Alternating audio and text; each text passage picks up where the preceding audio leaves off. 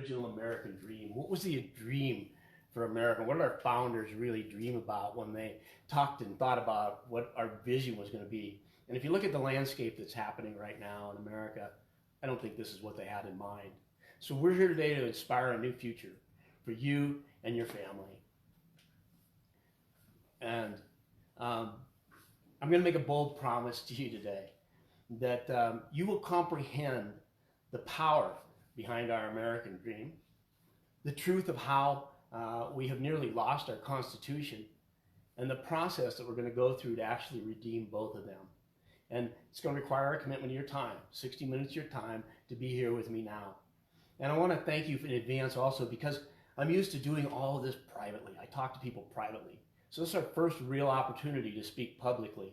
And I want you to know we're going to be ultimately signing a non-disclosure agreement between us so that we continue this conversation and I can go even deeper with you than I'm going to go in this first half of the conversation. So let's move on to what the path is. And this is what I've followed for the last 5 years of my life. I've been in litigation. I've been working at every level of our court system. And through that process, I've come up with what I believe is a manual for freedom, how we get America back today. And there's certain definitions and words that I want to talk to you about. And you see them on the screen there as equity, which is really what we all want. We all want to be treated equal. We want equity in our lives. And legacy. Legacy is what we're leaving behind. And I'll tell you, I can't exit this planet leaving the mess that it's in right now. And then intention. What is the intention that we have moving forward? I want to be a peaceful country. I want to, just like our founding fathers intended, that we were all created equal. And we all have our rights to life, liberty, and the pursuit of happiness. And confidence. We have to become more confident, particularly in dealing with our government. Most of us are intimidated, whether it's the Internal Revenue Service or an officer. It was never intended that we be intimidated. Our government had a different role, as we're going to see as we go through this process. And then competence. Competence is really to express who you are in relation to not just to your constitution, but in relationship to you are in anybody you communicate with. So we're going to really talk about the supreme law of the land a lot, and that is the Constitution. And in my opinion, that if we just return to the Constitution, it's going to make a difference in every aspect of our lives here in America. So let's move on to the future that we see here. The future, where is America going? Right now, it's fear, anger, frustration, and there's even hatred happening within our country. It's really a sad situation that we're witnessing. So the other path, the crossroads that we're on now, is moving toward trust. Because trust, as we'll see in a moment, is the line of demarcation.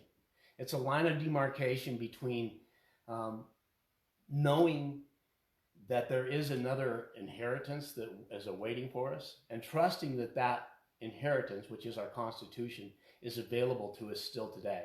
And I can tell you beyond a reasonable doubt that it's available. So let me share with you a dream, because it's really our dream. And it's the American dream of freedom and justice for all. And that dream is about inherent law. Inherent law are laws that are granted to us by our Creator. Those are not laws granted by a government, and therefore a government cannot remove those rights from us. And then there's the American nightmare where they believe that we're embroiled in right now. And first of all, it begins with debt. We're all in debt. Everything's in debt. Our entire country is bankrupt right now. And it's not just a monetary bankruptcy, it's a moral bankruptcy as well. And it's blinded justice. Blinded justice is the scales in one hand and a sword in the other hand. And therefore there is really no justice. So the choices are the inherent laws over here, which is equity, we'll talk about that in a moment, or man-made laws, statutes, and codes.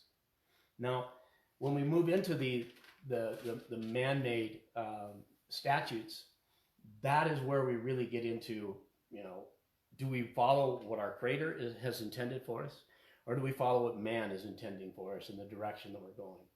And that's the path that we're moving down right now. More anger, more frustration. And here's the map of how we get out of it. We're calling this the map of freedom. And the Map of Freedom is adopted from Dr. David Hawkins. Dr. Hawkins is the reason I moved to Sedona, Arizona, was to be near him and to study with him. This is his book. It's The Power versus Force. And this is an adaptation of one of his primary visions, which is a map of consciousness. And we're going to start here and look at this, what's happening right now. Remember, we talked about being in anger and fear. There was aggression and anxiety. That we were blaming our government. We were ashamed of what was happening with our country, and we're feeling enslaved. And quite honestly, we should. And you'll understand why in a moment. But many of you who are coming here today, our family and friends, have been on our list because of the health issues and knowing what it is to become more healthy. And when we move and bypass not just the doctor, just that doctor-patient relationship, and we move into trust, we know that there's an innate wisdom that helps us increase our health.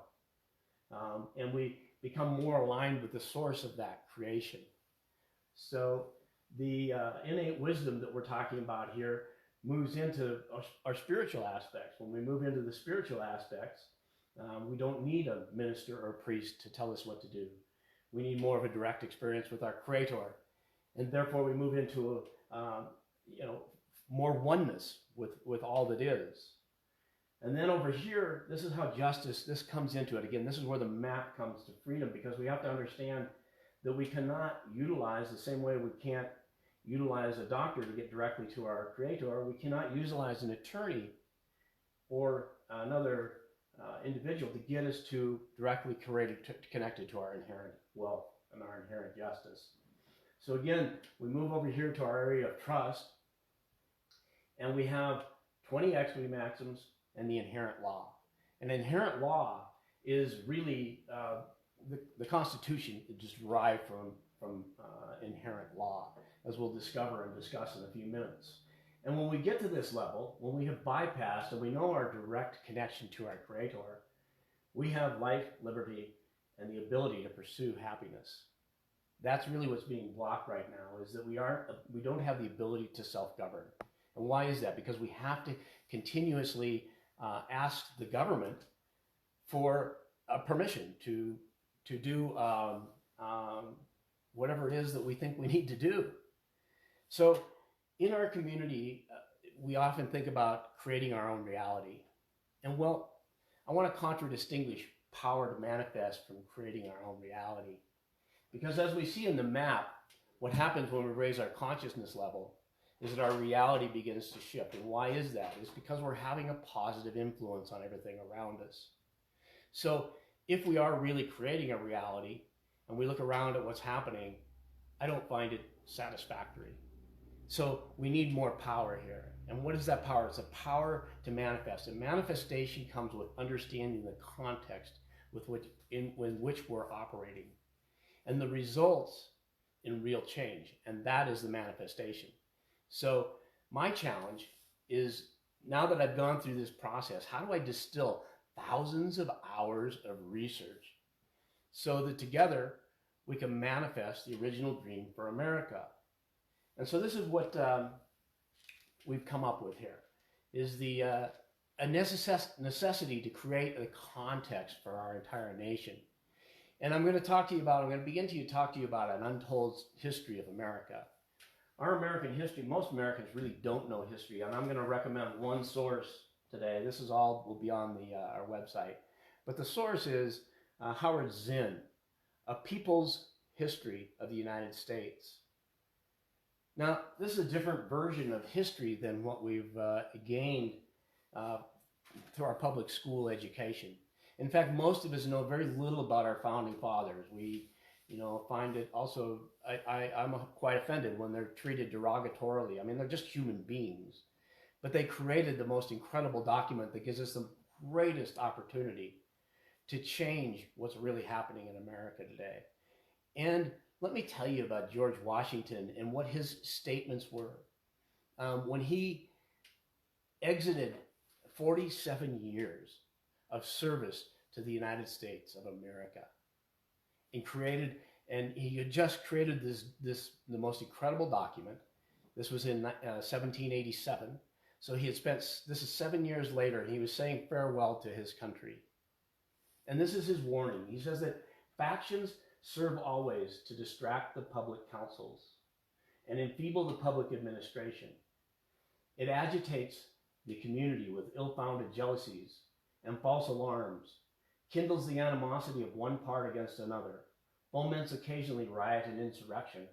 It opens a door to foreign influence and corruption, which finds a facilitated access to the government itself through the channels of party passions. So they knew what was going to happen. They knew the potential for how our Constitution could be taken from us, and that is that it could have been taken from us from what are factions? Factions are foreign interests. Anything that's of an interest foreign to what our constitutional intentions were. And so this is the history of America that we're not being taught. Our founders warned us that this could happen. Don't you think that if they knew this was a potential, they provide us the tools in which to move out of it? And I think I'm going to start with, I'm going to ask, I'm going to go ahead and read to you the preamble for the Constitution for the United States of America. We, the people of the United States, in order to form a more perfect union, establish justice, ensure domestic tranquility, provide for the common defense, promote the general welfare, and secure the blessings of liberty for ourselves and our posterity, do ordain and establish this Constitution for the United States of America. These words are profound. And we're going to go into each one of the details of why these are profound and what each one of these words and titles that's being expressed really mean. Because we're not taught that, again, in our public school education. We're not taught a lot of things, as we all know. But what we don't know is what we don't know. We think that we, as in our community, we become inspired and enlightened, and therefore we can't be tricked or treated. Well, maybe not. We'll find out. So let's continue on here. I'm gonna thank my friend Perry's over here helping me do all of this work, and I wouldn't have been able to do this without my entire team. I think I've said that before, but I can't do this without you either. The reason that I really want to talk about this is that, you know, I've achieved something that you're going to see is quite unique. I want that for all of you. I want every single one of you who's watching this to be able to understand what it is that I've done, understand what our founding fathers intended for all of us to be able to do, and then I want that for you. So I'm going to start with the brief history of American banking, because I think it's really important to understand the faction that George Washington was talking about. These are the factions. Central banking is a foreign faction that's come to America. And the absolute best book on banking that you can possibly get is by Edward Griffith. It's called The Creature from Jekyll Island, and I hope you can see that well on the screen. This book is thick. It's 600 pages. But I'll tell you what, it's so important to understand how it's happened, because we're conspiracy theories and, you know, that's all getting us confused about what we think is right. This is real history. This is a real explanation of how the banks not just now create money out of nothing, but also created the money to have wars and finance both sides of wars. Just think of this. If banks did not finance the wars, perhaps we wouldn't have them. So what is central banking? Central banking is a concept where money is created out of nothing. And let me tell you something. Inherent law tells us that there is only one being in the universe that can create something out of nothing. I can guarantee you this, it's not a bank. So they're not creating it out of nothing. What are they creating it out of? They're creating it out of your good credit. So we talked earlier on this map that we're moving on and where we're going about the enslavement. They've actually enslaved us, and they've taken our good name, they've taken our good identity, and it's all through this function. So let me tell you what happened in 1933. First of all, we had many iterations. We had 3 other iterations of central banks before this current creature arrived. And we're going to call it the creature from Jekyll Island because it is a frightening thing. In 1913, they came into law. They being the banking cartel called the Federal Reserve. And that is the creature. The Federal Reserve came into existence. It was voted into existence the day before Christmas Eve. And there was barely a majority there, enough people there to vote. Nobody knew it was going to really happen. And so there it is. It came into existence. The creature came into existence. What happened with that? That means that every dollar that's printed in the United States is printed by the Federal Reserve. I mean, the Federal Reserve is earning interest on every single dollar. And during the first 20 years of its operation, they had a 20-year charter. They controlled and manipulated the supply of money.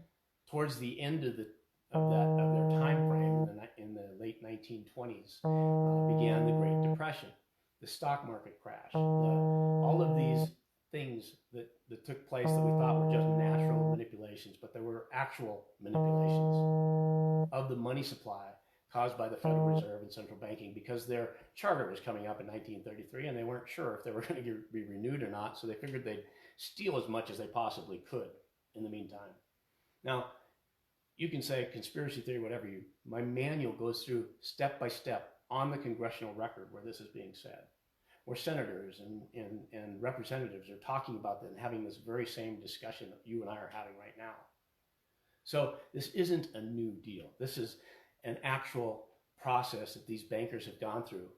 And the entire suffering that happened during the Great Depression was caused by their manipulation of the market. Just like 2007, 2008, and this current crisis, the economic crisis that we're in, was created by the banks. It's a long history of that. And again, the Creature from Jekyll Island book will fill you in on all of that. And I really hope that you do that, because it's so important to understand this one piece. The ability to create money out of nothing and to fund our, fund our government is that we have here, Perry, something's going on here. Sorry about that, folks. So something just popped up on the screen and it was related to, hopefully we're still on and everything's cooking along here. I'm so glad that Perry's here still. Anyway, 1933 comes along. Franklin Delano Roosevelt is elected president, and the New Deal is that the banks are going to continue to get their charter renewed. And the New Deal is that today is a day that will go down in infamy, a day that will be remarked forever. Because from that day forward, it was executive orders running our country. And it was emergency banking relief acts and emergency conditions in which our country was taken over. Now, I don't want to go into a lot of details in that. We don't have a lot of time. We have a limited amount of time to talk to one another. And I hope that you'll just trust me now until you can prove me wrong. Prove what I'm saying wrong, and then that'll be, I'll shut up and I'll go back to my desk and my writing, because this is a lot of research. I've worked with some of the top researchers and legal researchers in the nation. And this information comes from some of the best researchers that we've ever found. So it's not in the mainstream media. You're not going to find it there. So the New Deal comes along, and then we have an executive order. And basically what happens is there's social insurance. Social insurance is something we're going to talk about. And I'm going to tell you a story about my mom that will kind of give you a different perspective than what you perhaps know. But the reason I'm telling you about the next step of the phase is that now that the banks were in charge, they had to figure out a way to control and manipulate everybody through taxation and through the legal system. So in 1938, there was a merger of law and equity. This is going to be really significant, but I want you to remember that, because we're going to come back to that in just a minute. So Perry, let's hit the next slide here. And ladies and gentlemen, what you're looking at is an actual reproduction from a Federal Reserve document. This is the shadow banking system in which we're living right now. When we started out in 1933, this up here was the traditional banking system. Pretty simple.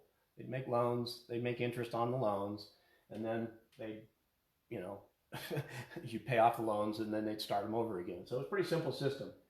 This down here is what resulted in our 2007, 2008. They even call it the shadow banking system, Why do they do that? Because it's based upon derivatives. It's based upon speculation and credit default swaps and all kinds of things that none of us have any idea. It's such a complex system. And I don't know how many bankers can explain the system to you, but if you took this chart down to your local banker, I doubt he's even aware of its existence. And this is where everything's happening out the back end. So this shadow banking system, the reason I'm telling you is not to explain the entire shadow banking system here, but just to make you aware of how insidious it is and how it's infested almost every aspect of our American daily lives. Now, that may be alarming. What happens when that banking system goes away? You're gonna be excited about this one, because I'm gonna hold that for a minute. Let me hold that thought for a minute. Let's move on to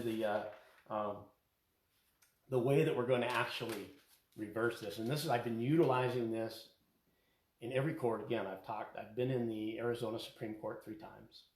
The United States Supreme Court, we've made 4 presentations. I'm going to show you one of them in a moment. But here is the Article 1 of the Constitution. No state shall pass any law impairing the obligation of contracts. Now, that's pretty clear, pretty understanding, and of course there's more stuff in there that the states can't do. But the reality is that they can't pass any law impairing the obligation of contracts. Well, that's where we really get into the control of the bankers. That's how they've really come into existence, because they have the power to lobby. And they have such power that they're able to lobby in such a way that they can pass unconstitutional laws. When I say that, it's like, well, how can that possibly be? And I can tell you that I never understood this either. I never understood this because, let me first of all show you our current system of commerce. Let me show you how that functions and operates. That, like, I don't know, I'm probably dating myself here, but, remember the thing, secret agent man, I can't sing very well, but giving you a number and taking away your name. And when you do that, you become a citizen. That's when I was talking about the Social Security contract that happened in the New Deal. You become a U.S. citizen. So they're giving you a number, a Social Security number, and your name is now in all capitals name. Again, I'm going to explain a lot of this to you. It seems kind of, when you're getting hit with an awful lot of information. I don't mean to overload you. I mean to wake you up, to shock you into what's really happening, because we're trying to figure out, why can't we get our country back? Everybody wants the same thing. Why can't we do it? It's because we don't know who we are in relation to our government. And that is because from the beginning, from your birth, there's a contractual relationship. And that contractual relationship is a bond. And that bond means that you are saying that you're indebted for everything. So I, Morgan Joseph Langan, signed mortgages. Morgan Joseph Langan signed for credit cards. Morgan Joseph Langan and I, Morgan Joseph Langan, the real living human being, was the surety for all of that. Now, do you understand that? Of course not. We're not taught this. We're not taught. These are trust terms. What we're going to be talking a lot about today is trust law. And when you pay these contracts, you're paying with a fiat currency. Remember, that was created by the Federal Reserve. And then there's the social contract. The social contract is the Social Security number. And basically, when you sign your name on the back of the card, look at your card. Look at it closely. See that you signed the card. The card does not belong to you. Who does it belong to? It belongs to the United States, as does that name, which is the all caps name. Not a conspiracy theory, folks. Everything is in the manual. Go to the manual. If you can prove me wrong, I'll do something nice for you. But anyway, we're looking at this. I don't want you to look at this and go, oh, what is this guy telling you? Throwing so much information at me. And yes, I am, because let me tell you the story of my mom. My mom, next month, will be 93 years old. On March 8th, 1933, my mom went to bed as a private American citizen. That was when FDR came in and made his announcement. And on the following morning, March 9th, my mom woke up as a U.S. citizen. So she became a United States citizen overnight without knowing it.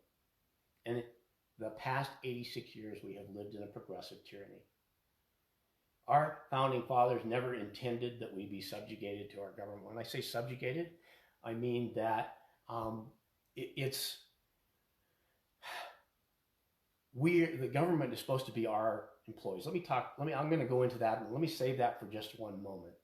But when I say tyranny, if I'm living in fear because I'm not certain, and I'm signing a document under penalty of perjury that says I know the entire Internal Revenue Code of 74,000 plus pages now, I'm intimidated. I'm intimidated by government. I'm not sure. It places me into almost a role of wondering if I'm a criminal or if I'm doing things right. That's tyranny.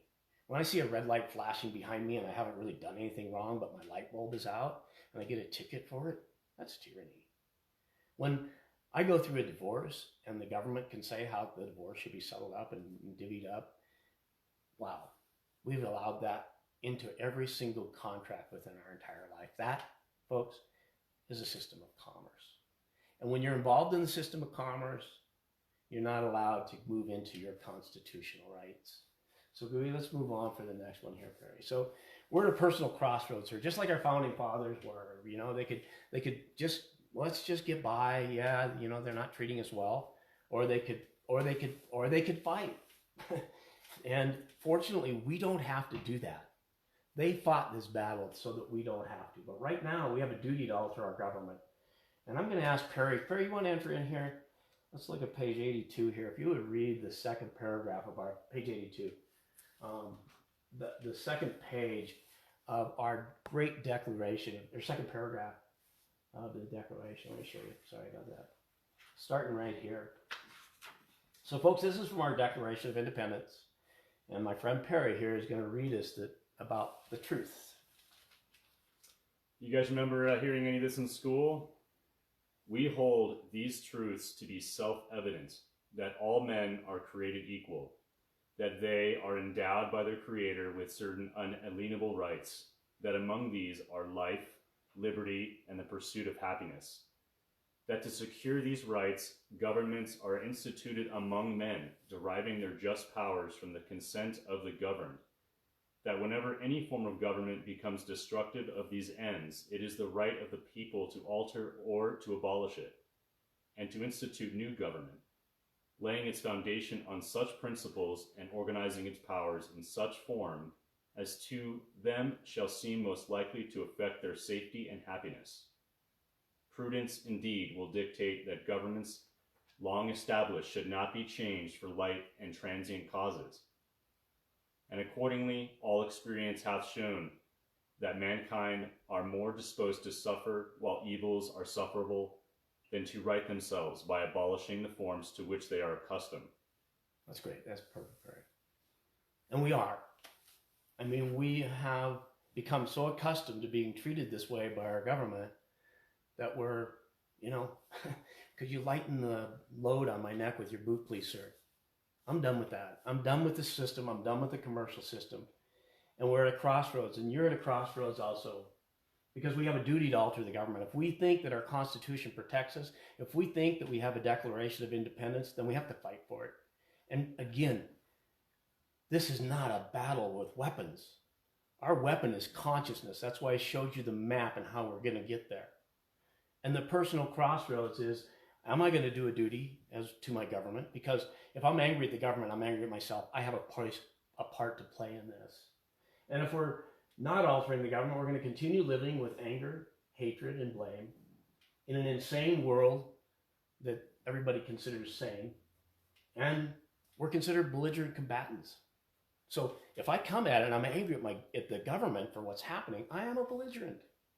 So therefore, the peaceful sovereign steps forward, and the peaceful sovereign forgives.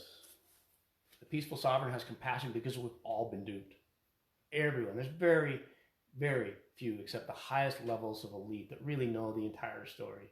And I'm not saying that I do, but I understand my role in the story, and I want you to understand your role, because in a sane world, what's going on out there is insane.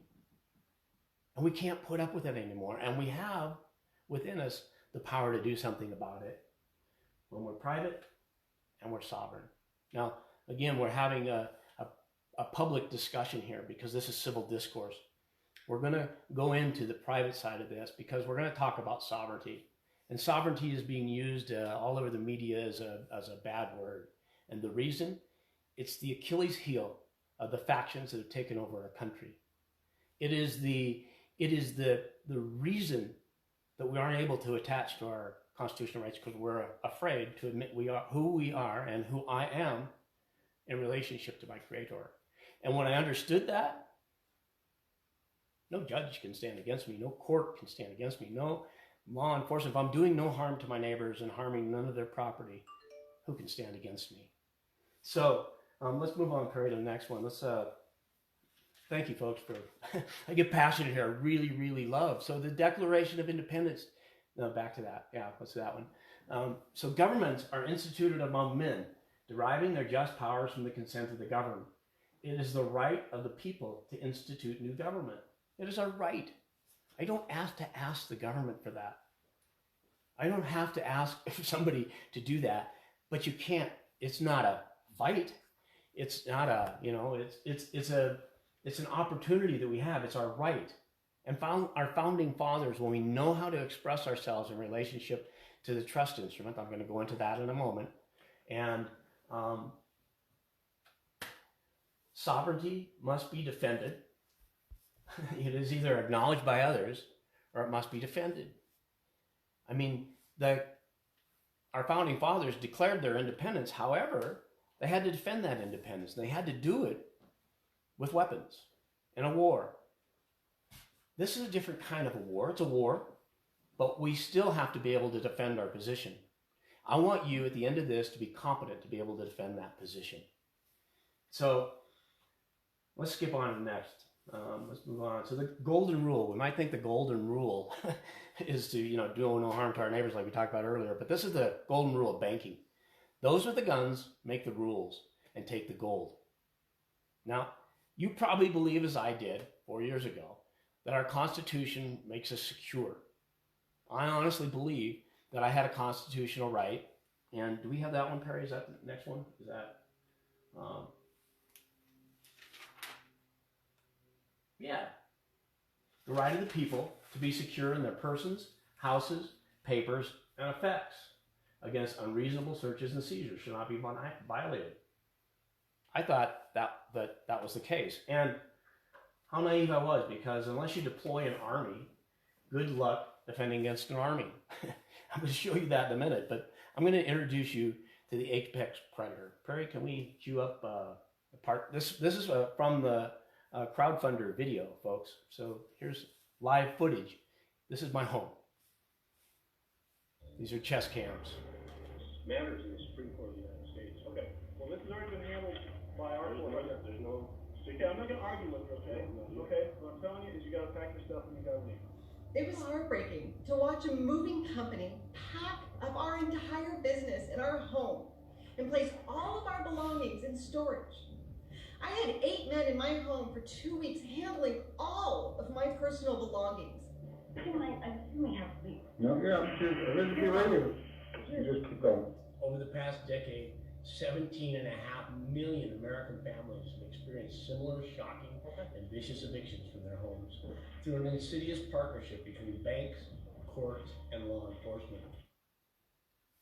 Wow, it's hard for me to. Every time I see it, I can't believe it. I still can't believe that our Constitution doesn't protect us. I still can't believe that my wife had to go through what she went through. I still can't believe that 17.5 million Americans are going through this.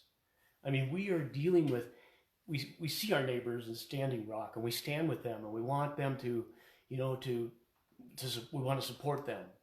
However, our neighbors right next door to us are having things like that happen to them. And they're happening because of the apex predator. And I never really understood this term until I started watching the Nature Channel. It was like, there are no rules out there, right? These are the big boys, and they've created the rules. The apex predator creates the rules. So Perry, the next phase here. Let's go. How do you deal with apex predators? Perry, can you go to the Supreme Court? Let's go to the SCOTUS website. So this is, if you go to the United States Supreme Court, you go to their website, and thanks, Barry, for pulling this up. Supreme Court, home, yeah. Go into case documents in the drop-down docket search. Yeah, and then there'll be a docket search. It should be search right here. Type in my last name, Langan, Langan.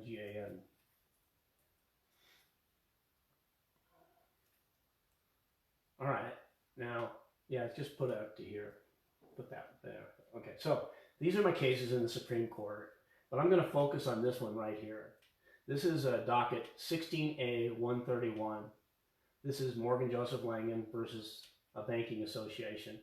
And this is application for injunctive relief submitted to Justice Kennedy. Justice Kennedy has since off the court, but Justice Kennedy denied this application. Can you click on that, Perry? Onto that. So here it is. Here's the docket. We requested injunctive relief. And on August 10th, it was denied. And then you see the result right after that. So, actually, I'm sorry. August 3rd, the date of that film was August 3rd. So we were actually still requesting an injunction from the Supreme Court of the United States when the Yavapai County Sheriffs removed us from our home. So that's what I'm showing you what's happened with our legal system today. And that's what an apex predator can do. That's how powerful these people are, because they make the rules. Go ahead, Perry. Let's go to the next phase. Before I move into the next part of this, I want to have a non-disclosure agreement, because I want to talk to you about some really important pieces, but I want to do it privately. I want to know that you and I have a trust agreement where you're not going to share this information outside of the context that we're talking about here. All I'm doing is providing you informational purposes, but I'm also going to give you some tools at the end of this. These tools are very powerful. And what you saw with me being removed from my home, you're going to understand just how powerful they are, because the bank not only had a fraudulent title, they held no title to my home. And they utilized a fraudulent title to take it. So when you don't know the titles you hold, you're in serious exposure to the apex predator. So what I want to do here is just have you briefly peruse this. Programs intended for general informational purposes. I'm soon going to be showing powerful tools, and you agree to never utilize them to harm another or their property. And that's the most important piece of this. I'm not giving you legal advice. I'm not giving you anything related to legal at all. I'm not an attorney, thank God. I really believe that if you need an attorney, then you cannot competently express these opinions within the highest levels of our courts. And I'm going to tell you about that in a little minute, but let's go into the non-disclosure agreement. Perry, next one. Let's move past that. Thank you for agreeing that. If you click here, we're moving forward. We're becoming a little bit more private. We're going to get a little bit more information going here. So, all right. So, know thy enemy. Let's keep this really clear and simple. Criminal organizations have taken over our political and legal system. Now, if you read Creature from Jekyll Island, you'll have no doubt about it. But right now, I hope you trust me, and I hope you see what's happening here. Because I relied completely on the Constitution in the proceedings that you saw leading up to me being removed from my home. So our legal system has been completely confiscated. You cannot directly move to our constitutional rights unless you're going to receive the information I'm going to give you in a little bit. And I want you to remember, you're going to use this very sparingly until you understand every single aspect that we're dealing with. But if you're mad as hell, join us. We're going to show you how to transform this anger into trust. We're going to show you how, as we explore this process deeper, how you've lost your power and how you're going to get it back. And how the banks, with their ability to create money out of nothing, is kind of like, let's use the analogy, and it's not as a religious one, but more of a spiritual one, where Moses descends with the law of the land, the 10 commandments, and brings them down, and they're worshiping a golden idol. It's the same thing. Our founding fathers, based upon inherent law from our Creator, nature's God, divine providence, created a document, and they brought it to us. And we've been worshiping the golden idol of this fiat money. We think that money brings us happiness. We think that money is what really is going to make a difference in our lives. That more money, a bigger house, all those things. And look where we're at. This is the enemy, folks. Now, I'm not saying that it isn't. It's important to have all of these things. It's important that we're there. But these are very dangerous times that we're living in. These are not conspiracy theories. When you can see the truth with your own eyes, I want to give you there's lots of them, but let me give you just the most important one as far as I'm concerned, because I've been in every courtroom I've been in has this particular distinction. Bring that one up here. Oh, well, let me start with that. I guess we're gonna can we go to the next one, and then I'll bring this up. So first of all, here's the two different flags. This is the flag that hangs in every courtroom I've been in. The sheriff who was removing me from my home and all the 9 deputies who were there with them with automatic weapons pointed at me, they had that insignia on their jacket as well. This is a flag that I grew up pledging allegiance to. And now I pledge allegiance to the republic for which that flag stands. I pledge my life, my sacred honor, to return this flag. Now let's go back to that other one, Perry, because it kind of, just to put it into perspective, remember a game we used to play, it was called Capture the Flag? Well, I hope that proves to you that they're similar, but they're not the same. Those two flags are similar, but they're not the same. Why? Ask yourself this. Why do they hang in every courtroom? Why is the law enforcement officer wearing it on his coat? Now they can say, well, it doesn't matter, it's the same flag, whatever. Okay, we'll take the gold fringe off. And if it doesn't matter, why do we have this gold fringe? So I ask you that. And it's a symbol of this martial takeover, and it's a commercial legal system that's happening. And the banks have taken this old game of capture the flag that we used to play as kids to a whole new level, and a whole new level of complexity, with potentially serious consequences for you and I, and for every American who walks into any kind of a courtroom situation. So Perry, let's hit the next one here. So we saw that. And how do we secure our flag and our Constitution? How do we get it back? Again, let's go to our Constitution. This is Article 3, Section 2, Subsection 1. Every single court pleading that I've entered over the last 5 years is based upon this intention, that the judicial power of the United States shall extend to all cases in law and equity arising under this Constitution. So if there is a case arising under this Constitution and it's coming in equity, then they have to observe it. Now remember, we're going back, I brought out in the slide the brief history of America and the banking industry, banking history of America. Well, let's go back to that, because in 1933, they merged law and equity together. Well, the key point that we found out here is that they merged the procedures into the Federal Rules of Procedure, FRCP, but they did not, and they cannot, put the equitable remedies that we're entitled to by our Constitution out of there. So let's go to the next one, Perry. Okay, so cases in equity, what are they? Equity is synonymous with justice. Well, duh. We the people wanted to establish justice. That was our primary intention. Our country was founded upon justice. So equity is synonymous with justice, and it is founded upon the eternal principle of justice, morality, and honesty, enforced according to conscience and good faith. Conscience and good faith. When do you see that in our judicial system anymore? It's all precedent based on such and such a statute. So this is the good reason, this was the good conscience that our judges and justices had before the merger. And this is from Henry R. Gibson. Henry R. Gibson created a book called Suits and Chancery. You know, if you can only read the first 70 pages of that, I highly recommend it. But he was a chancellor in Tennessee. Various states had chancery courts. These were completely different courts. These were courts of equity versus courts of law. Well, in 1938, it was all merged into one form of procedure. But let's move on to equity. Let's define equity. So the meaning of equity.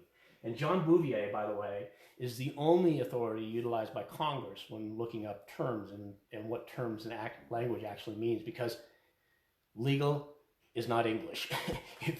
Of course, that's why you have, go to a law school to learn these terms, but it's not English. So move that again. We've been so brainwashed into thinking we understand the law. Okay, good luck with that, because there's 60 million codes and laws and statutes that you have to understand in addition to that. But let's go back to the meaning of equity. Equity, in its true meaning, according to John Bouvier, is the soul and the spirit of law. So if they've really indeed merged equity and law into one form, the soul and spirit of law has been merged. And quite honestly, I believe that's what's happened. There's little dispute that the soul of America needs to be redeemed. The soul, the values, the intentions of honesty and integrity and justice for all need to be restored because, it's not happening right now.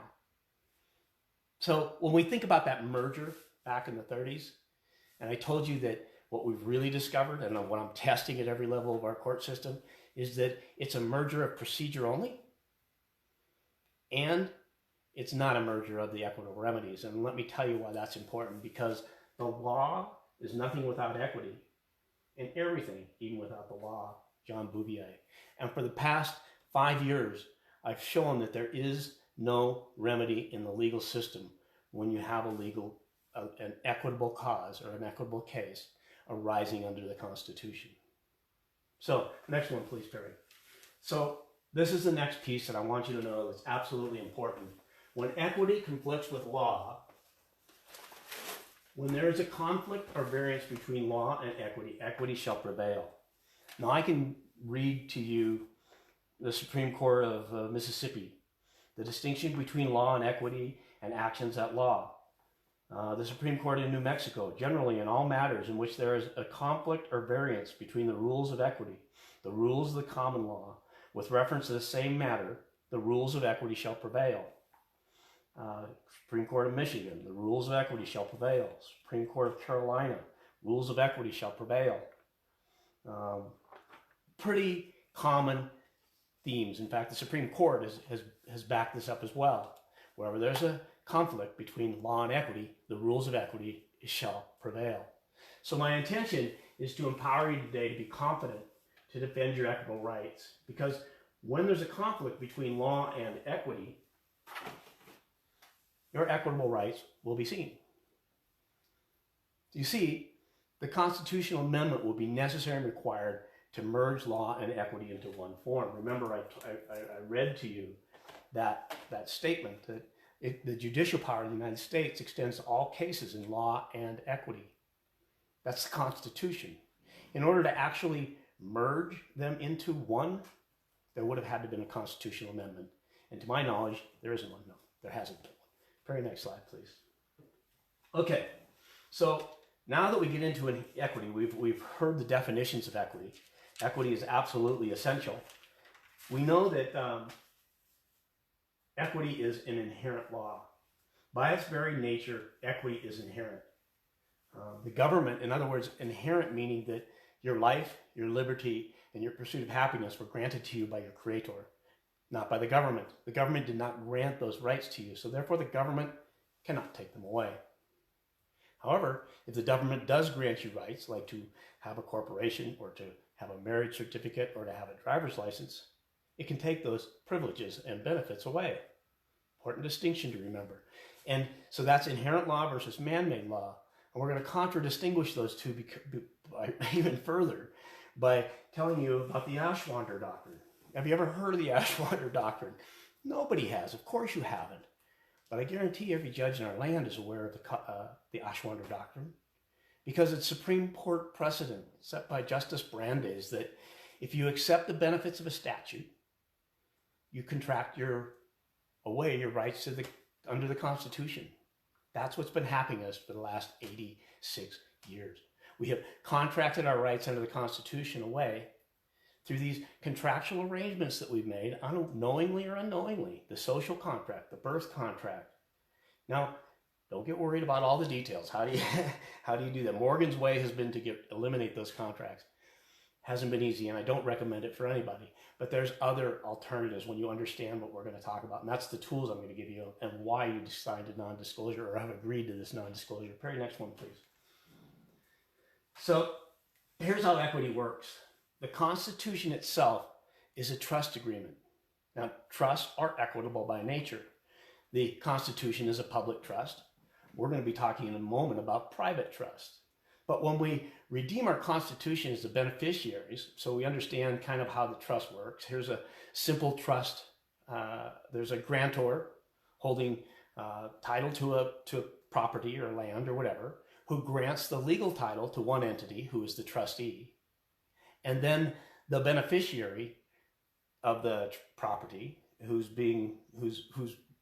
holding the property in equitable title, then has another title. So the grantor bifurcates the title, splits the title between a trustee and a beneficiary. And here's a really important piece of that. Perry, we got the next one, please. Okay, well, first of all, let me explain how that works in relationship to the Constitution. Collectively, in the Constitution, remember we read the preamble here, we the people, in order to form a more perfect union. So we the people received our title and all of our titles from the king in 1783, when the king signed the Treaty of Paris. The Treaty of Paris granted all the king's rights to the lands, all the titles that the king held here to those lands, to the people in perpetuity. So collectively, we the people are the grantors of the Constitution.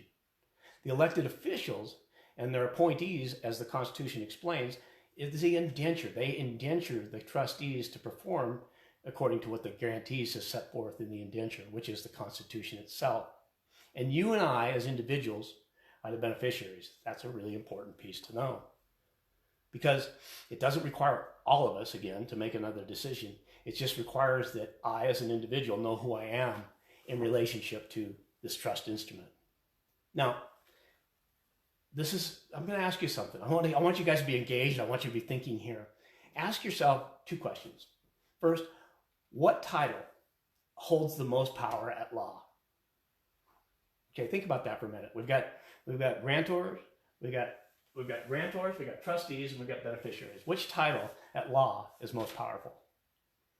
Okay, now think about it this way. Which title is the most powerful in equity? Okay? Think about that. So if you don't know right off the bat, it's great. Even my friends who've been working and looking at this information for a long time, experts in this area, if you will, stop at that one. I don't know what it is in our mindset that's been so programmed, but why accepting the title you hold is so important. Because here's a maxim, and we're going to talk about equity maxims a little bit more, but I don't have time to get them into detail. But this is the maxim. At law, the trustee is seen as the owner. In equity, the beneficiary is the real owner. So that's the distinction here. That's how trusts work. So if you know who you are and the title you hold, at law, you want to be a trustee. So we're going to show you how to set up a trust and manage as a trustee. In equity, you want to be able to be the beneficiary, because the beneficiary is the real owner.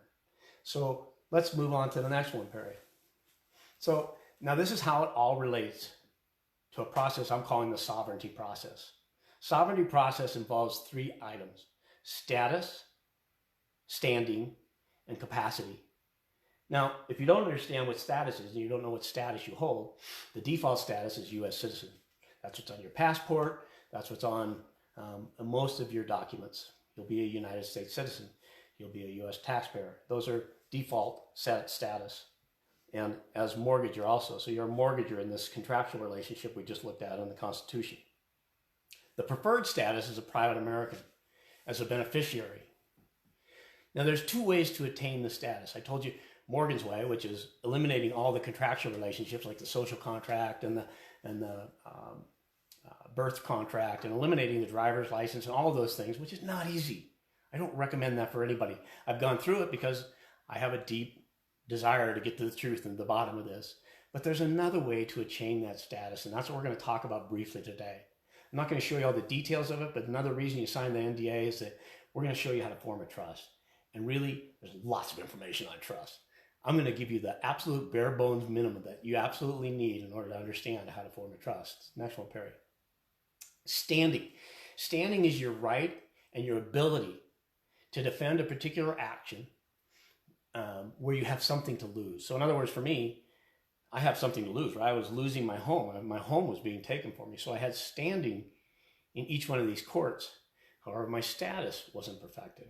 And I also found out later on that my standing wasn't absolutely perfected, because what our founders meant by standing was a freeholder on the land. And as a freeholder on the land, that means you have to be debt-free, preferably, or you have contractual relationships that don't bind your title to your land. And I had both. I had contractual relationships to my land, and I haven't perfected my title. It requires acceptance. So a lot of these terms you're going to be hearing, we're going to go into in the manual. The manual explains these in much more detail. We're going through them very fast. But when you have the status and the standing, Perry, what's the next one? Capacity. And capacity is that sovereign power we're going for. Now, you're not always sovereign, and it's not like you have to express this. This is a hat you're going to be wearing. Sometimes you're going to be trustee. Sometimes you're going to be beneficiary. And sometimes you want that sovereign power. And when do you want that sovereign power? When you're claiming your right as according to the Constitution. So the sovereign power is to defend your status and standing in relationship to the Constitution. So we're always coming back to that document. Very next one. So in the beginning, I gave you a bold promise. I said that you're going to comprehend the power behind our American dream. So I hope you see that. You know, the intention of our framers is no doubt to give us the most incredible country in the world, which we have a great country. I'm not complaining about our country. And the second is the truth of how we have already lost our Constitution. Nearly. We've nearly lost it because so few people understand what we're talking about here. But I'm going to give you the process to redeem them both. And what you just saw is the process how we redeem them both. We redeem them by understanding what our status and standing are in relationship to it, providing us the capacity to defend our titles according to the Constitution. Next one, Perry. So the first trust I'm going to talk to you about is a private express trust. Now remember, in the trust we had three titles, so I'm going to stay with those. There's one more I'm not going to cover today, but grantor, trustee, and beneficiary. So a grantor grants a right. Let's say, for example, I'm granting my home, and there's a legal title to that home that's held out in the legal, and the trustee defends that legal title. Who am I going to appoint for that trustee? Somebody that I trust, not an attorney, not somebody foreign to me, some family member, somebody who understands trust law. And the beneficiaries are going to be my children or my relatives or my family, whatever it might be, are the beneficiaries. And the grantor has an indenture that expresses all the duties of the trustees and the beneficiaries. But it's private. It's so private that it can't be penetrated by a court of law or a subpoena if it's set up properly, funded properly, and administered properly. We'll cover those in detail in the manual. Again, this is a private conversation. I really don't like talking about this in the public arena because people use this incorrectly and it hurts people. And we don't want that. Remember, we have an agreement that you will not hurt anyone with this process. So there's the private express trust. And then the second one, and it's private, remember, it's a private. Now you have to have a way of interacting with the public. Now, mostly our options, and I as a master's degree in business, were taught we had options of a corporation or a LLC or a private, some kind of an arrangement where the government gave you an EIN. Well, there's another one, and it's called a trust organization. The government doesn't grant it to you. It's a contractual entity. It's used to operate a business privately, but it's more of a pass-through vehicle. And where I learned this from were the most brilliant attorneys in the world, and that's the bankers, the banking attorneys. These pass-through vehicles are what they utilize all the time in utilizing a private trust in which they funded, theoretically, your mortgage out the backside and securitized it. And there was a public-facing entity that would take the funds, public funds, and make them private. So there was no taxable benefit, no taxation in relationship to those organizations. I'm not here to talk to you about taxation, but I'm telling you that's perhaps one of the reasons why the banks might have done it. And so the trust organization allows you to be that entity, that pass-through entity that takes your private funds and makes them public funds and makes them private. And again, the government has not granted that to you like an LLC or a corporation, which they can change. They can change the rules. They can change. One of my friends who I'm working with just received a 27-page document regarding his LLC. You can't know all the laws that were contained in there. You can't possibly know all the ways in which you're violating this particular entity. That's why we want to be private. And as an entrepreneur, so my first business started in 1968 that helped put me through college. I mean, it was a real business. And I've been an entrepreneur my entire life. And I've always wondered about why I have to, report everything to the government. And well, you don't. You can be private. And certainly all the experts, me as an MBA, my friends as CPAs and accountants and attorneys, none of them heard any of this stuff. Nobody knew about the private stuff, except the bankers knew. The bankers knew how to pass intergenerational wealth. They all utilized these trust entities. So chapter 4 of my manual provides all the details on this. So that's as far as I'm going to go into it right now. But those are the 2 tools I promised you that you would use and have to utilize in order to achieve the status that we talked about. And then the standing, we're going to go into in real detail when we start talking about patents and how to use land patents and actually perfecting titles to your own property. Perry, what's next? So summary. If I could sum it up, we're living in fear of our government. It was never intended to be that way. There's one solution. Correct your status and your standing in order to guarantee your constitutional capacity and your ability to express those constitutional rights in any court under any circumstances. And it was one result, that you own nothing, control everything, including your life privately, and you do it utilizing trust. So that's the message today. I hope I brought you some interesting a journey. This is a journey that we're going on, and we see that the map is very clear. We have an overall map of where we're going, but the path that you're going to have to take is different than my path. I wish I could tell you that, just do the things the same way I did. First of all, I wouldn't recommend it. Second of all, you've made different contracts than I have. You have made different arrangements than I have. So moving along that path is really important. And moving along that path is something I am highly motivated to help you and intend to help you move along the way. So the best way probably to do that is in private membership. And so for that, what I'd really like to do is first make sure that you don't have any more objections, fear. I hear this all the time. Oh yeah, my friend was a tax protester and he went to jail and he did this and all this stuff and all this fear. Well, you don't know what fear is until you have someone coming and taking your home. And you don't know what fear is until you have someone pointing an automatic weapon across your gate at you. And you don't know how good it feels to walk back into your own land knowing that now you're safe, sound, and secure, that no one can take any of this from you, ever. That's what I want for you. And so, your choice is do something different. This is different. We know the solutions aren't going to come from this system. So it's going to be outside the system. Legal experts are not going to protect your private rights. They're not going to tell you how to do it. You're going to have to become competent to do that. And the mind manipulation is that he who represents himself, has a fool for a client. But the reality is, I agree with that. If you're a United States citizen, you need to have an attorney represent you because it's 60 million codes, laws, and statutes. In equity, you just have to know the Constitution, the basics of trust law, and 20 equity maxims. We're going to talk about that when you get into the manual, you see what the equity maxims are. But your objection here is that, if you're signing a 1040 form as a United States citizen under penalty of perjury and that stating that this is your income, read the 74,000 pages of the code and know what you're signing up for. If you think it's frightening doing my alternative, as opposed to what you're currently doing, what I was doing 4 years ago. So the next step, if you believe stepping into your constitutional power is important, that you consider how frightening it should be with this option. So the next step is to order the manual. And to do that, you go to igg.me/at/M4F. igg.me/at/M4F. And it's be on our site and you'll be able to see it. I'm not the technical guy. Thank you guys for putting this together so that I know this. But this is really an important part. Please come and support us. This has been an incredible process. And most importantly, I'm safe. We're sound. We're back in our home. We're fine. But I want you to have the same thing.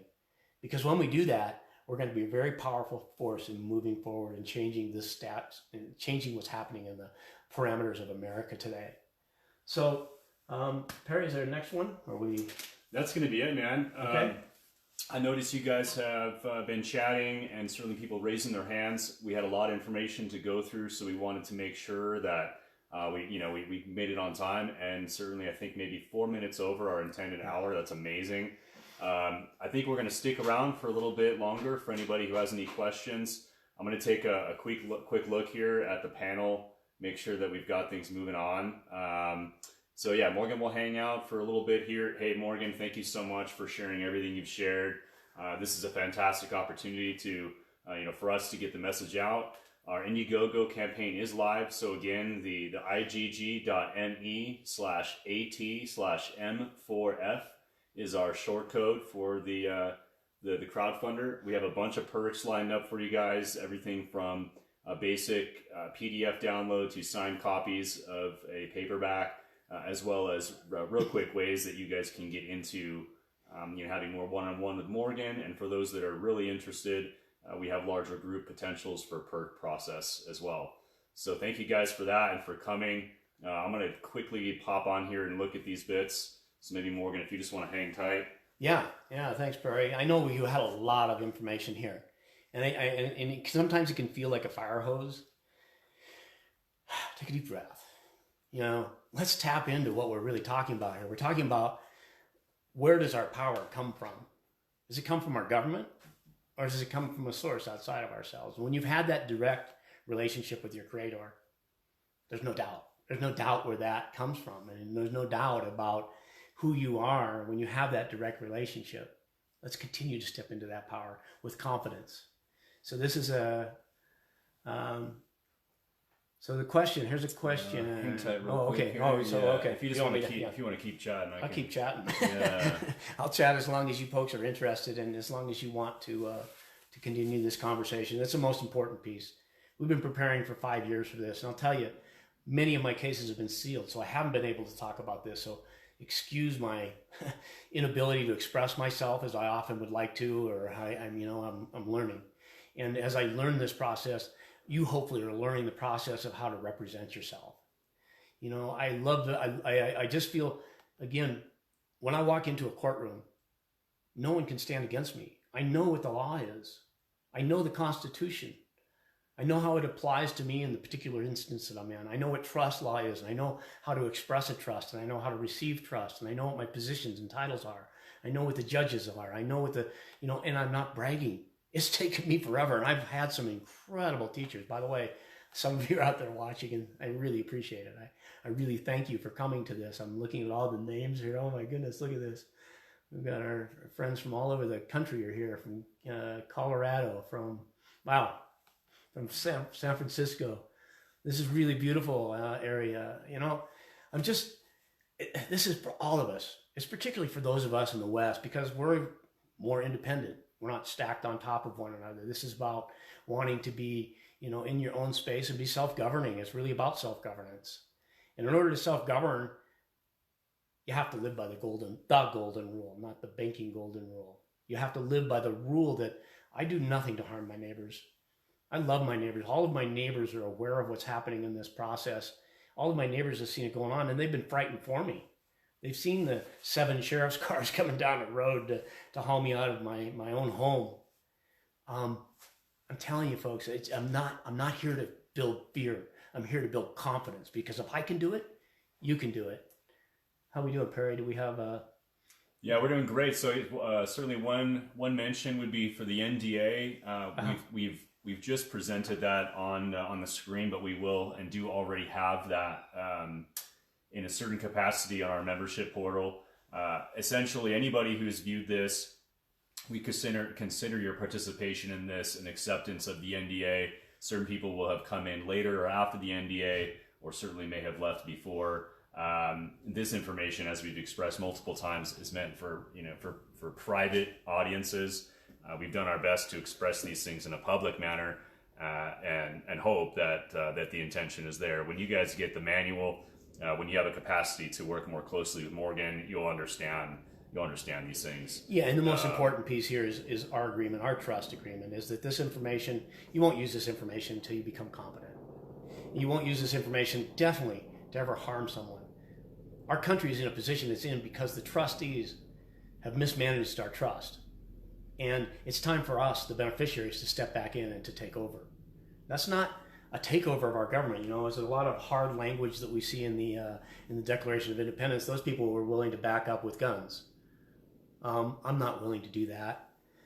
I'm willing to stand upon our Constitution. I'm telling you, after 5 years of being in the court system, our Constitution exists. We just have to know how to plead it properly. We just have to know who we are in relationship to that. We don't have to know how to create those titles. So anything else, Perry? Yeah, I'm just going just through here. So just to, again, make mention, we have been giving email links out to people. So if you didn't get one of those, certainly maybe shoot us an email at info@manual4freedom.com. And then I can work towards making sure your account is set up okay. Notice potentially there was an audio cutout. We are recording this, and so we are going to make this an evergreen. So for you guys, you're certainly the first people that have come to this. So that's fantastic. But it is being recorded, and we'll make that available for you guys. We don't know exactly how we'll put it up, but stay tuned and be sure you'll find that. Let's see here. What else we got going on? Thank you guys. It's been super great helping Morgan out on this project. It's been absolutely amazing. Let's see here. Apex Predators. Yeah. Oh, somebody's super saying that I'm narcissistic. Narcissistic. I can't even say the word. No. I didn't mean that. I mean, I'll tell you, when you have the experience I have with the banker, I don't know what else you would call them. When you have someone who's willing to move somebody from their home, knowing that they're using fraudulent documents, I don't know what you call them. I mean, okay, so if I was narcissistic, I didn't certainly mean to do that, but that's my impression of these people, that they make the rules. And so when you make the rules, you are at the top of the food chain. So sorry if I offended anybody with that. Anything else? I mean, I'm open. Like I say, I'm just learning how to communicate properly. Most of my cases have been sealed. So I haven't had the opportunity, particularly to discuss it in public. So thank you for that. I'm not offended. Yeah. I apologize if I did. Yeah, so the reference to Harry S. Truman, I mean, I think that's certainly important. The aspects of this whole idea of sovereignty and where it ties back to the king will appear in the, if you will, the Commonwealth countries. So the UK, the United States, right. Australia, New Zealand, and maybe with some other much smaller sovereign states that most won't even know about. They all operate under these types of terms based in equity. The statements expressed by Harry, not to surely go over them. The idea is certainly that everyone should have the right to self-govern. In terms of how the government or the form of a government will help them freely express that choice is a whole nother matter. So, again, not to get too deeply into this, the ideas surrounding the creation of the Republic of the United States were all based and founded upon these equitable means of exchange between one another. And in a way, we've just forgotten that that's the case. These means have been kept from us and hidden from us, again, from entities associated with the Jekyll from the creature from Jekyll Island. So yeah, everyone is, I feel we would agree, everyone should be permitted and certainly to self-express through their self-governance. There's not many countries in the world that actually allow for this to happen. So, the sentiment here is we're trying to wake people up to how far we've come from how it used to be much easier to practice these ways of living. Well, let me add into that, Perry. I'm sorry to step on you, no, you're good. But it's really important to understand that there are people that think the way I do at every level of our government, and I've encountered them. I've been so blessed to run into people throughout the court system who also understand this and are also thinking the same way that we do, that want to see us return to our Constitution. Everybody disagrees on how we're going to get there. I think we have some solutions here. I think we have some interim steps that you can do to protect yourself until we get there. But when 5,600 of us are vibrating a level of unconditional love for the United States of America, things change drastically. This will be a shift in consciousness, a massive shift that's going to take place. I want you to be a part of it. Got a good question here. How do private charitable foundations fit in?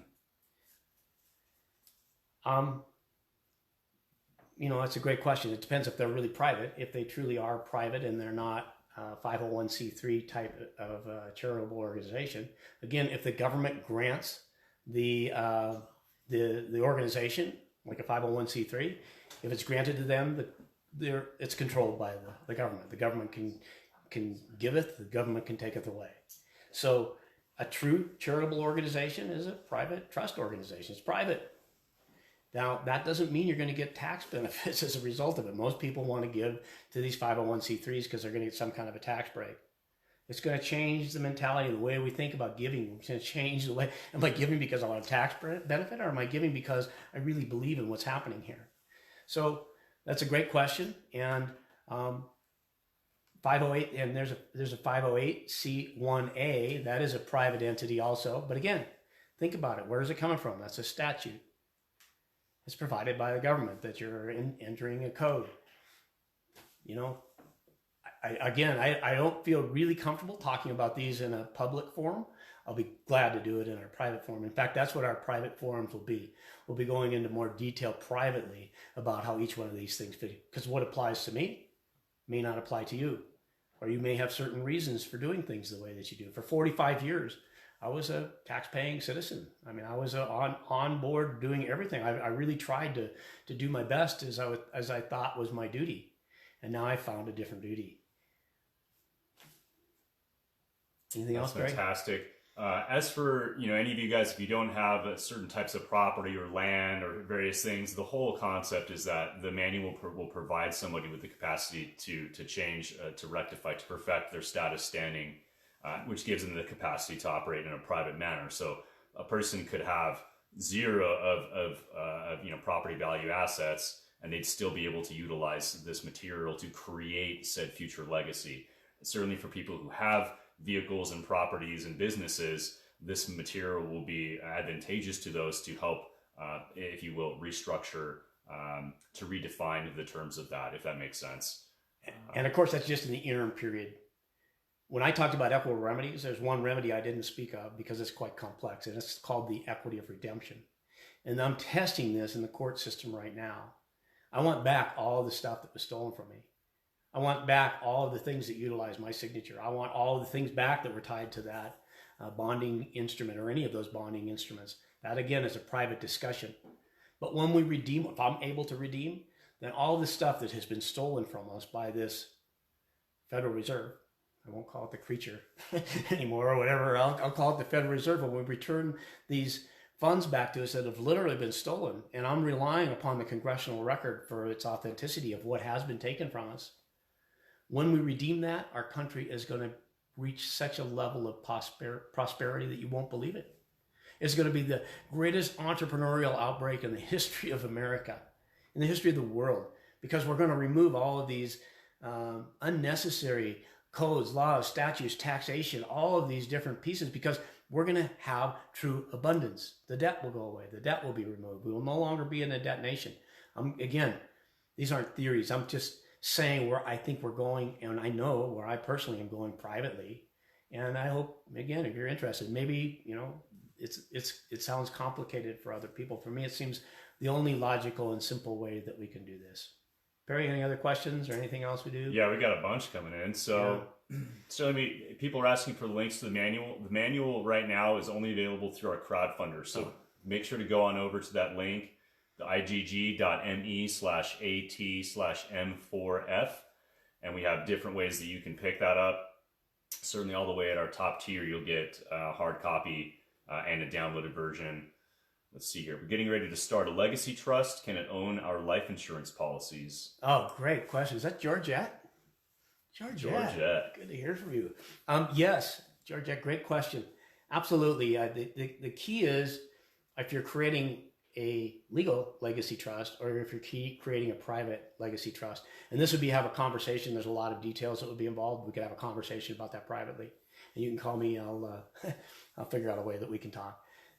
So anyway, I really, that's a really good question. I mean, you know what it's like, Georgette. I know your family. I know some of the situation, and I know how important it is to make sure that your family members are all taken care of. And when you do it privately, you're assured of that. When you don't, the possibility and potential of probate comes into example, the inheritance taxes, all of those kinds of other issues are run into it. When you're in a private trust, it's in perpetuity. So when you die in a legal trust, then the estate is administered. When you die in a private trust, it's private. So I hope you understand that distinction. And yeah, there are not all the tax benefits and everything of running legal trusts.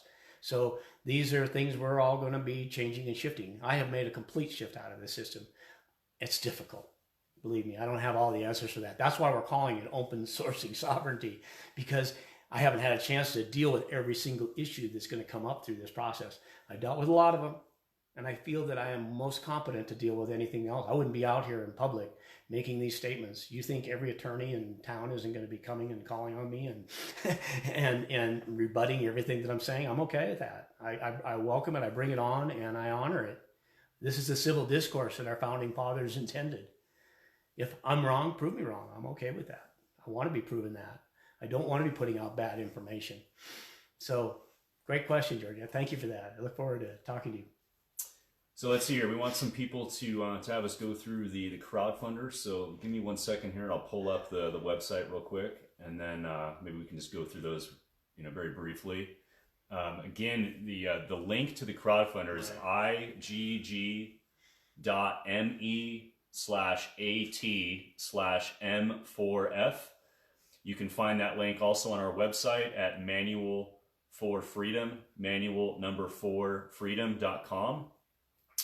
That should be easy enough for that. We'll certainly be sending some follow-up emails with a link for those of you that may have missed part of or the entirety of this. Certainly share this with your friends and family. Let's see what else we got. Well, thank you all for staying. I'm seeing all the names on here and the people who've come and they're staying. Thank you so much. I really appreciate it, and I appreciate your interest. This is a question here. A nice little statement there for you. Thank you so much. I've done research on this stuff, 3 videos, 3 hours long, and it being overwhelmed with detail. Well, I did understand the concept you achieved to make it very digestible. Wow, thank you so much. That's coming from Roselia. Thank you so much. I really appreciate it.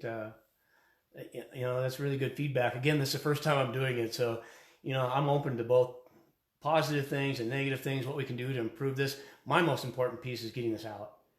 Trust me, I would rather be private. I would rather not be out here doing this. I have no other choice. I have a duty to my country to get this information out. So thank you. Either way, positive, negative, I really appreciate the feedback, and I'll take it and try to incorporate it into what we're doing here. And if you know more information than I do, there may be some individuals out there who've done years of more research than I do and have better ways of presenting this. Open sourcing, that's what we're talking about. How do we all come together for a same common cause? Any others, Perry, or you were going to put up? Yeah, so we have some people wanting to understand the Early Bird Quick Start Trust. We're sending that up right now. It's a $99 value. It's effectively a combination of a lot of the basics that one would need to begin the process. For one, it's a downloaded copy of the manual in PDF form. You also receive a paperback copy, in addition to a 1-month basic trust membership, which will include an addition of 1 month worth of webinars. Those will be specifically tailored for private trust design and setup. It's kind of more of our inroads into the larger consultation process, which is more of a one-on-one with Morgan, more personally designed to help somebody set up all of their peer trust and trust organization for their particular circumstance. So this is a neat way to bridge not only having the manual, but then to also move forward with some practical steps into how to learn how to create your trust. Yeah, and first of all, I gotta say thank you to my team. I mean, this is the first time I'm seeing this. My team is creating as we're going along on this. I mean, it's phenomenal. I really, it's one thing to have gone through all this work and done all the research. It's another thing to have a team around you that cares enough to get this out. It's not been an easy task. My friends have been with me for a long time in this process. In fact, when you see the sheriffs driving in and out, I had 15, 20 friends with me through this whole process. It's not been easy. And I really, really appreciate all of the support that my friends and my family are giving to this process. So getting emotional here at the end. Thank you. Let's see who else may have commented here. We're kind of getting down to the end.